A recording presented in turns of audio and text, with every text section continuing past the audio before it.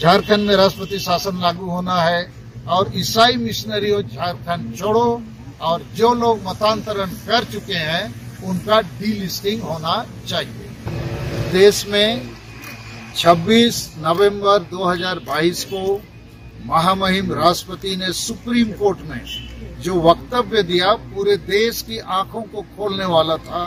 उन्होंने कहा कि भारत देश के लोग संविधान के प्रियम्बल, संविधान के मौलिक अधिकार और मौलिक कर्तव्यों का पालन क्यों नहीं कर पा रहे हैं। यह बात गांव तक, गरीबों तक, वंचितों तक क्यों नहीं पहुंचा, जेल में निर्दोष कैदियों तक क्यों नहीं पहुंचा। मैं उसी बात को झारखंड के संदर्भ में आगे बढ़ाना चाहता हूं। झारखंड बने 22 साल हो गए, यहाँ सबसे ज्यादा संविधान कानून का उल्लंघन हुआ है। जितना लागू होना चाहिए उससे ज्यादा उल्लंघन हुआ है। इसके लिए यहाँ भी न्यायपालिका, कार्यपालिका और विधायिका दोषी है। ताजा उदाहरण ट्राइबल एडवाइजरी काउंसिल का है। ट्राइबल एडवाइजरी काउंसिल के मामले पर हेमंत सरकार ने 1 साल पहले से जो नियमावली बनाया, टीएसी का गठन किया, वो बिल्कुल राज्यपाल के अधिकारों का अतिक्रमण है।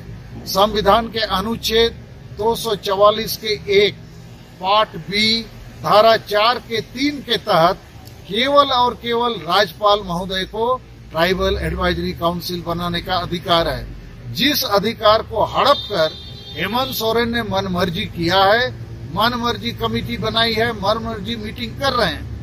ऐसा करना संविधान को तोड़ना है। राष्ट्रपति, राज्यपाल और संविधान की गरिमा प्रतिष्ठा के ऊपर में हमला बोल है और ये गंभीर कॉन्स्टिट्यूशनल ब्रेकडाउन का मामला है। इस मामले पर हम झारखंड में राष्ट्रपति शासन की मांग करते हैं। राज्यपाल और राष्ट्रपति महोदय को चाहिए झारखंड सरकार को अविलंब शोकॉज नोटिस जारी करे। मगर राज्यपाल और मुख्यमंत्री के साथ जो ब्यूरोक्रेसी जुड़े हुए हैं, आईएएस अफसर लोग, मुझे लगता है ये भी संवेदनहीन और उदासीन रूप से काम कर रहे हैं। क्योंकि राज्यपाल ने भी, राजभवन ने भी 2 गलतियां की। एक कि राजभवन के तरफ से कहा जाता है केवल 2 टीएसी के सदस्यों की नियुक्ति का अधिकार राज्यपाल को है, ये गलत है। बल्कि पूरे 20 सदस्यों की नियुक्ति का अधिकार केवल राज्यपाल को है। मुख्यमंत्री केवल अनुशंसा कर सकता है। दूसरा, मुख्यमंत्री हेमंत सोरेन की तरफ से नगर निकाय का एक प्रस्ताव किया था राजभवन, जिसमें संसद के द्वारा अनुच्छेद 243 ZC3 के तहत नगर निकाय चुनाव का संशोधन संसद ने नहीं किया है। जैसे पेशा पंचायत कानून का किया हुआ है, उसको भी राजभवन ने पास कर दिया था, वो भी गलत था।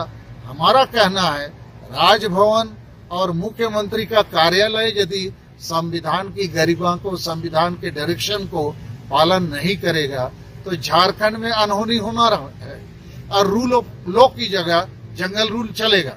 तो हम झारखंड में राष्ट्रपति शासन की मांग करते हैं ताकि जनतंत्र बचे, जनहित बचे और संविधान की गरिमा बची रहे। आंतरिक सुरक्षा खतरे में है। ये जो हाल में पत्थरगड़ी आंदोलन हुआ था, मेरे हिसाब से चर्च स्पॉन्सर्ड था और यहाँ के लोग आदिवासियों के शांति से संविधान की गरिमा के तहत रहने नहीं देना चाहते हैं। और हम आदिवासी जो असली आदिवासी हैं, संताल, मुंडा हो, उरांव, खड़िया इत्यादि, हमारी भाषा संस्कृति है, हमारा सोच संस्कार है। हम प्रकृति पूजक लोग हैं। जब से प्रकृति पर्यावरण बना है तब से हम उसका पालन कर रहे हैं। उसी को पालनहार ईश्वर मानते हैं।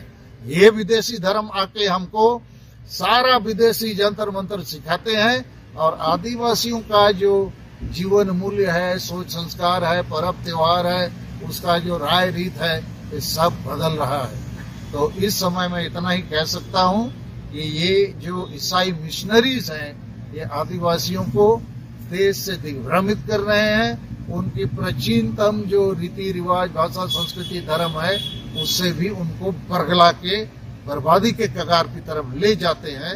आदिवासी संघर्ष अभियान इसका विरोध करता है। इसी के साथ अंतिम एक वाक्य मेरा कहना है, आदिवासियों पर चौतरफा हमला हो रहा है।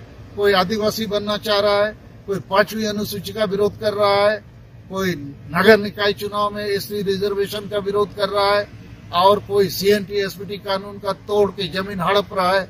इन तमाम मामलों पर अभी झारखंड और बृहद झारखंड के आदिवासियों को एकजुट होना होगा। विचारों के आधार पर एकजुटता बना के अपनी अस्तित्व, पहचान, हिस्सेदारी की रक्षा करना होगा। आदिवासी संगठन अभियान इसके लिए कृत संकल्पित है और हम लोग दिन रात इस काम में लगे हुए हैं। क्या मांग क्या करते हैं ये जो आदिवासियों पे जो हमला हो रहा है?